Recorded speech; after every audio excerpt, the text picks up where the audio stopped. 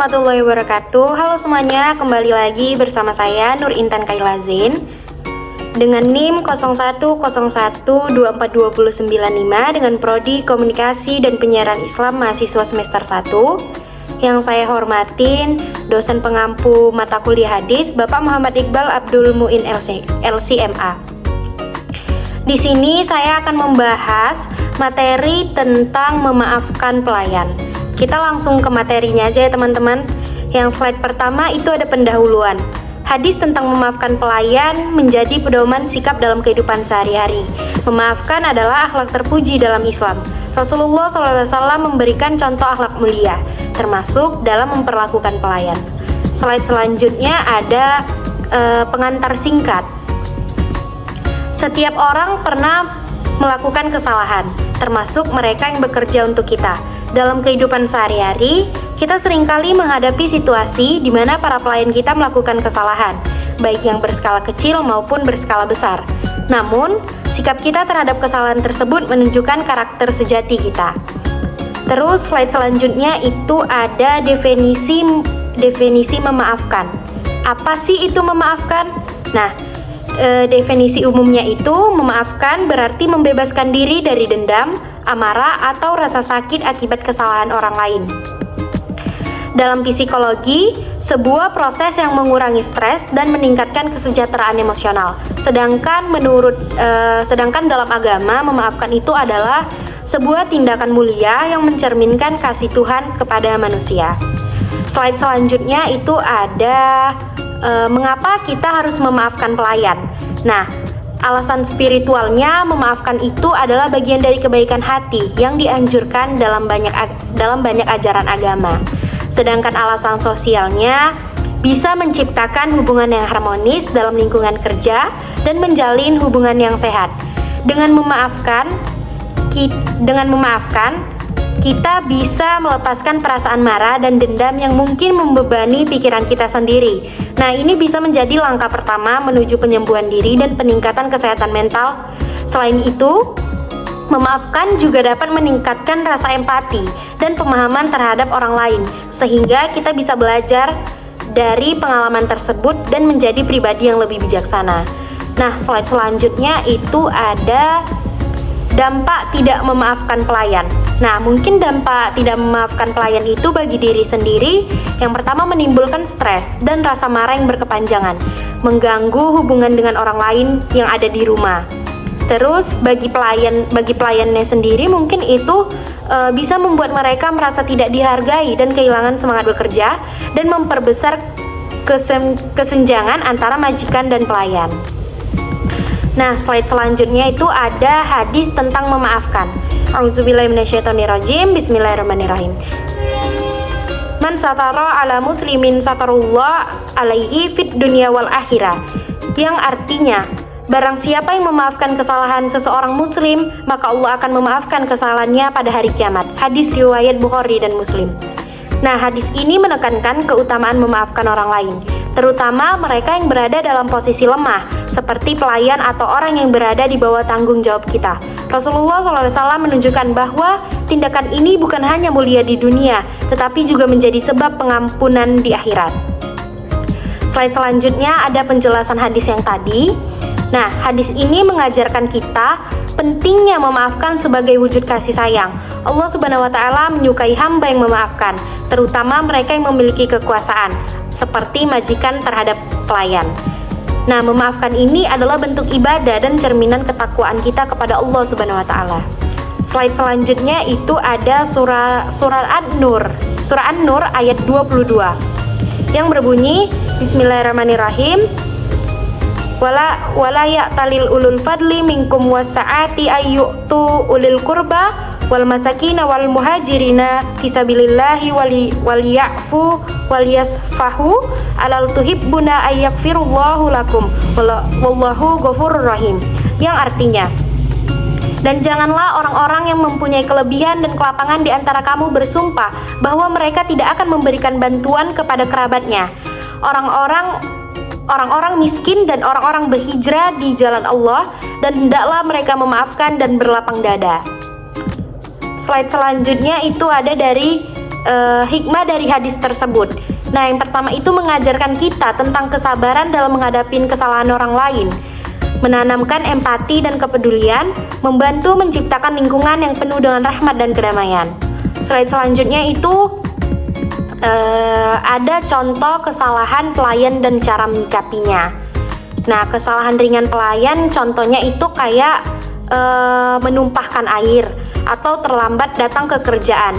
Mungkin sikap majikan ini harus tegur dengan santai dan ingatkan untuk lebih berhati-hati lagi. Terus kalau misalnya kesalahan berat, contohnya itu kayak menghilangkan barang berharga atau file penting ataupun menyampaikan kebohongan. Sikap yang harus dilakukan majikan yaitu diskusikan masalahnya secara serius, cari solusinya, dan berikan kesempatan untuk memperbaiki dirinya. Slide selanjutnya itu ada keutamaan memaafkan. Yang pertama itu bisa mendapatkan pengampunan dari Allah Subhanahu wa Ta'ala, menumbuhkan kasih sayang dan keharmonisan, menunjukkan akhlak mulia yang dicontohkan oleh Rasulullah SAW, dan menghindarkan diri dari dendam dan permusuhan. Slide selanjutnya, di sini saya ada memasukin kisah inspiratif dari Nabi Muhammad SAW, supaya kita juga bisa belajar ya teman-teman. Nah, kisah pelayan Rasulullah SAW ini suatu hari, seorang pelayan Rasulullah melakukan kesalahan dalam melaksanakan tugasnya. Kesalahan ini mungkin dianggap besar jika dilakukan pada masa itu. Namun Rasulullah SAW ini tidak memarahinya atau tidak menghukumnya. Sebaliknya Rasulullah SAW dengan lembut berkata, "Jika kamu melakukannya dengan sengaja, aku akan memaafkanmu. Jika kamu melakukannya karena lupa atau tidak sengaja, aku tetap akan memaafkanmu." Nah, inilah salah satu kisah yang menunjukkan kelembutan dan sikap pemaaf Rasulullah SAW terjadi ketika seseorang pelayan melakukan kesalahan. Rasulullah SAW ini adalah pribadi yang penuh kasih sayang dan pengertian bahkan terhadap pelayan atau orang-orang yang berbuat salah kepadanya. Jadi pelajaran dari kisah singkat Rasulullah tadi, kasih sayang Rasulullah SAW ini Rasulullah ini selalu mengutamakan akhlak mulia, bahkan dalam situasi yang memungkinkan beliau untuk marah. Keutamaan memaafkan itu beliau mengajarkan bahwa memaafkan orang yang bersalah, terutama mereka yang lemah atau berada di bawah tanggung jawab kita, adalah cerminan akhlak Islam. Nah, sangat inspirasi ya teman-teman cerita dari Rasulullah SAW, mungkin kita bisa menerapkannya. Terus slide selanjutnya itu yang terakhir, ada kesimpulan. Nah, hadis tentang memaafkan kesalahan orang lain ini, khususnya pelayan, mereka yang berada di bawah tanggung jawab kita, mengajarkan bahwa memaafkan adalah akhlak mulia. Rasulullah SAW mencontohkan bahwa sifat pemaaf merupakan bagian penting dari kehidupan seorang muslim. Yang kedua, pengampunan dari Allah. Memaafkan orang lain bukan hanya membawa kebaikan di dunia, tetapi juga menjadi sebab Allah Subhanahu wa Ta'ala memaafkan dosa kita di akhirat. Memaafkan bukan hanya menunjukkan kekuatan iman, tetapi juga membawa keberkahan dan rahmat dari Allah Subhanahu wa Ta'ala. Jadikan sifat pemaaf ini sebagai bagian dari akhlak kita sehari-hari. Mungkin kita bisa terapkan ya teman-teman. Mungkin segitu saja PPT dari saya. Mungkin kita lanjut ke slide berikutnya, yaitu kuis. Nah teman-teman, kembali lagi bersama saya Nur Intan Kailazen. Kembali lagi kita dengan memainkan kuis, yaitu soal tanya jawab kayak tadi, kayak yang sebelumnya.